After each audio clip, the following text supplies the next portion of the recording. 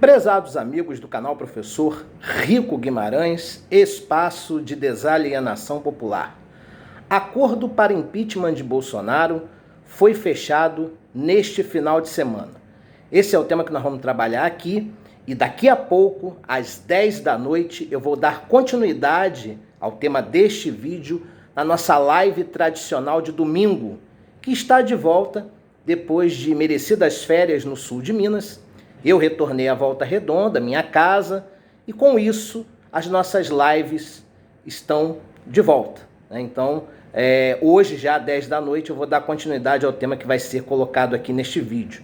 Tá certo, gente? Então, eu vou pedir para você que já é inscrito no canal, que dê um like no vídeo para ajudar na recomendação dele para toda a audiência do YouTube. E você que está chegando agora, assiste o vídeo até o final e se achar que ele merece um like, eu vou ficar imensamente agradecido. Se não for inscrito no canal, se inscreva como um mecanismo de fidelização às nossas ideias, ao nosso trabalho, ok? Então, conto aí com a colaboração de todos vocês para que o nosso canal cresça ainda mais. Pois bem, o acordo para o impeachment de Bolsonaro, ele foi selado neste final de semana e existem posições antagônicas entre os artífices desse acordo. Ou seja, existem grupos mais à direita e grupos mais à esquerda. Isso é perceptível. E esse acordo foi selado entre lideranças de blocos e partidos da Câmara Federal. É claro que essa conversa será estendida ao Senado Federal. E me parece que a resistência no Senado será menor. De qualquer forma, as coisas irão acontecer de fato e de direito após o processo eleitoral para a Câmara e o Senado. De qualquer forma, o Congresso Nacional está em turbulência. E nós temos informações de duas reuniões que ocorreram em Brasília. As fontes garantem que essas reuniões elas trataram do Bozo, do assunto impedimento do Bozo, do processo de impeachment. Já são 69 pedidos para abertura de processo de impeachment que o Rodrigo Maia diz que tem apreciado, mas não colocou à frente. De qualquer forma, é clarividente que Bolsonaro vai enfrentar um processo de impeachment neste ano de 2021. Essas duas reuniões que ocorreram em Brasília, ocorreram na quinta e na sexta-feira. A primeira reunião entre essas lideranças ocorreu na quinta-feira, tá? Foi no mesmo dia em que Rodrigo Maia participou de uma outra reunião com o embaixador da China no Brasil para tratar da importação de insumos básicos para a fabricação das vacinas para o tratamento da Covid-19. Quer dizer, para dar celeridade no processo. Então teve uma reunião com o embaixador da China no decorrer do dia e no entardecer acabou ocorrendo a reunião com as lideranças. Só que a grande reunião ocorreu no dia seguinte, na sexta-feira, de portas fechadas. E essa reunião ela se iniciou no Congresso e se estendeu na casa brasiliense de Rodrigo Maia, na mansão dele, para ser mais exato, tá? E quais líderes estiveram presentes nessa reunião, tá? Baleia Rossi, que é líder do MDB e candidato à presidência da Câmara Federal, que é um dos maiores interessados nesse processo, tá? A liderança do PSDB, o deputado Carlos Sampaio, o deputado Alessandro Molon, líder do PSB, Sâmia Bonfim, a deputada que é líder do PSOL, o deputado Efraim Filho, que é líder do DEM, partido do Rodrigo Maia, Volney Queiroz, líder do PDT na Câmara, o deputado Arnaldo Jardim, líder do Cidadania, e o deputado Aguinaldo Ribeiro, líder do PP, partido de Arthur Lira, o grande adversário de Baleia Rossi na presidência da Câmara Federal. Quer dizer, existe um racha no PP entre bolsonaristas, melhor dizendo, oportunistas, porque de bolsonaristas não tem nada, eles querem, na verdade, mamar nas tetas, mas entendem que com o Bolsonaro, sendo ele praticamente um café com leite,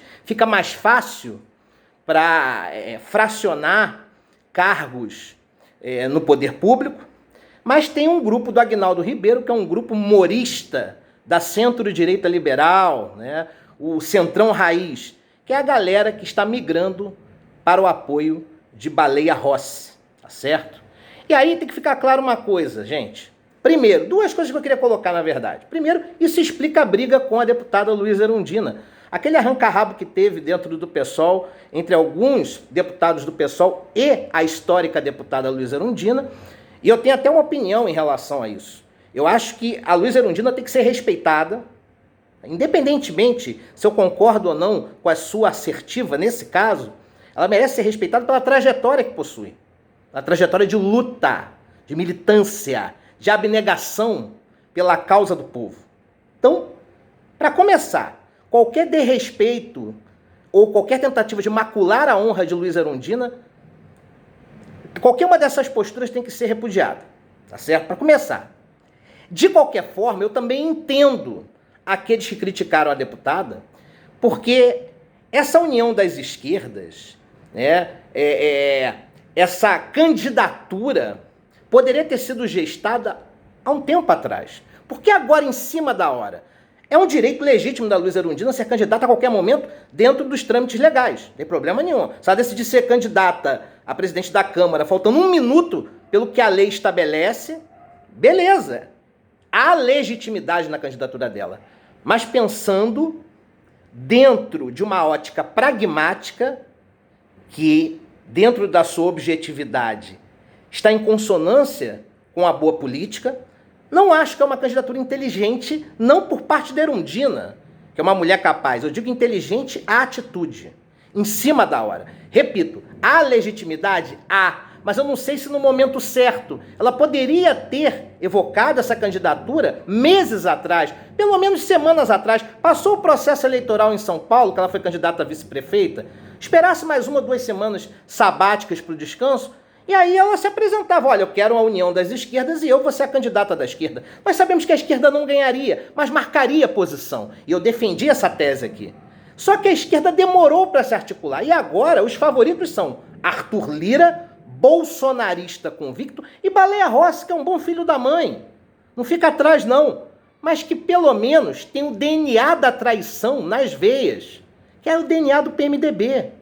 Agora a MDB, que traiu a esquerda e pode trair Bolsonaro também. Então, entre um bolsonarista convicto, que vai deixar toda a pauta moral retrógrada e reacionária passar na Câmara para agradar Bolsonaro, e também vai defender a agenda criminosa neoliberal contra a classe trabalhadora, de reformas, e aí nesse conjunto reformista nós temos a reforma previdenciária, trabalhista, tributária, política, judiciária, educacional e etc.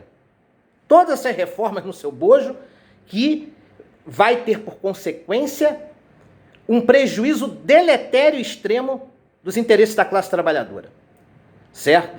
Arthur Lira representa essas duas agendas. O Baleia Rossi também representa essa agenda deletéria contra a classe trabalhadora no campo econômico, uma agenda raiz neoliberal, mas em contrapartida, na agenda moral, ele vai dificultar Bolsonaro.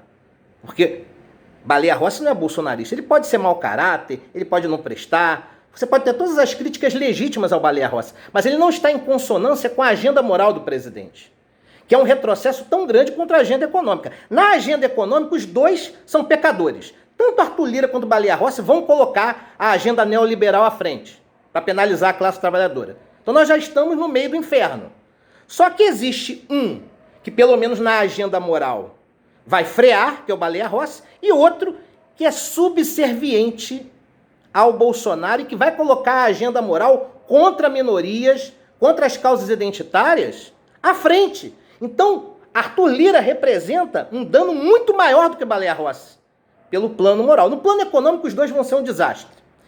E outro, enquanto que Arthur Lira, com o Arthur Lira, a possibilidade de impeachment é praticamente zero, a não ser que mude alguma coisa mais à frente, com Baleia Rossi já está costurado que o processo de impeachment vai entrar no primeiro semestre. Por que a esquerda está desesperada para apoiar o Baleia Rossi? Porque ela ama o Baleia Rossi? E por que alguns deputados do PSOL, em especial Marcelo Freixo, e mais ainda a Sâmia Bonfim, que é líder do PSOL na Câmara e que participou da reunião com o Rodrigo Maia a portas fechadas na última sexta-feira, por que ela se sentiu tão incomodada com a Luísa Erundina? Porque essa candidatura de esquerda, quer queira ou quer não, vai fracionar um pouco o processo. Vai acabar quebrando um pouco. E repito, a Luísa Erundina, que merece todo o respeito, tem toda a legitimidade de ser candidata, mas eu acho que essa candidatura deveria ter sido desenvolvida há um tempo atrás, há 3, 4 semanas atrás, e não agora. Porque agora quebra um pouco a articulação que está sendo feita para fazer com que o Baleia Rossi seja vencedor, porque a direita já é vitoriosa no Congresso Nacional, tanto na Câmara quanto no Senado. Na Câmara Federal, com certeza, o vencedor vai ser de direita. Agora, resta saber se a extrema-direita de Arthur Lira, bolsonarista convicto, um retrocesso que vai blindar o Bozo até 2022, ou se nós podemos ter o Baleia Rossi, que tem o DNA da traição MDBista nas veias, e que assim como traiu a esquerda, vai trair Bolsonaro também, e junto com o Centrão, vai articular com a linha auxiliar de Rodrigo Maia para derrubar Bolsonaro. Porque nós vivemos uma situação no Brasil que, tudo bem, seja um ou seja outro, a classe trabalhadora está prejudicada. Mas tem uma outra situação que é uma ameaça não só à democracia em si, não só aos direitos dos trabalhadores, mas às instituições da República. Eu não duvido nada que o Bolsonaro possa aparelhar as instituições para que estas estejam de acordo com seus interesses particulares, como ele tem um serviço secreto paralelo num gabinete em Brasília, paralelo ao ABIN, que é uma agência secreta, inconstitucional e ilegal, e ele mantém essa agência. E alguns políticos sabem dessa agência, mas não tem provas concretas para isso. Então o burburinho em Brasília está forte, está extremo. E tanto a esquerda quanto o centrão, ou como eu chamo de centro-direita liberal, tem algo em comum. Querem um retorno da dicotomia esquerda versus direita, ou melhor, centro-esquerda versus centro-direita, que foi personificada há muito tempo entre PT e PSDB. Essa dicotomia que foi personificada entre PT e PSDB, né, que foi personificada dentro de um ambiente minimamente democrático, pelo menos do ponto de vista político, não digo nem social.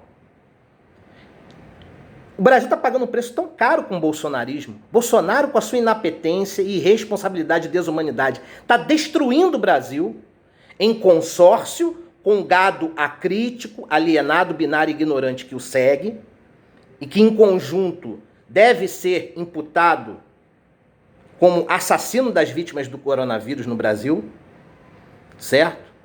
A situação está tão grave, o Brasil está retrocedendo tanto, que está dando saudade daquela dicotomia. Eu gostaria muito que existisse uma terceira opção, a esquerda, obviamente, mas se nós pudermos reativar como era antes, independente de quem for ganhar, o desastre não vai ser tão grande como está acontecendo com o Bolsonaro.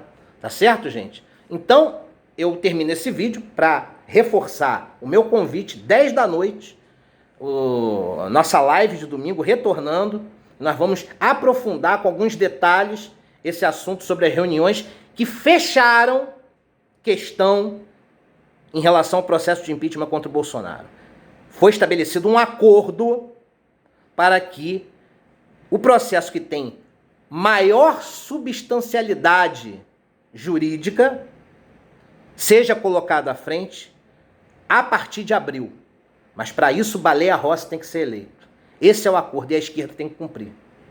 Por isso que algumas pessoas de esquerda ficaram com a cara virada com a Luísa Erundina, porque atrapalha um pouco a candidatura dela. E ainda existe uma terceira via, que é o André Janones, do Avante, que é uma espécie de candidato fora da dicotomia esquerda-direita. É o cara que se diz antipolítico, que pode se transformar, né, numa ameaça para os dois campos. Então a gente tem que frear esse cara também. Mas, acima de tudo, dentro do mérito que estamos discutindo aqui, o acordo foi selado. Bolsonaro vai enfrentar um processo de impeachment ainda neste primeiro semestre. Provavelmente em abril, mais tardar maio ou junho. Mas o processo se inicia.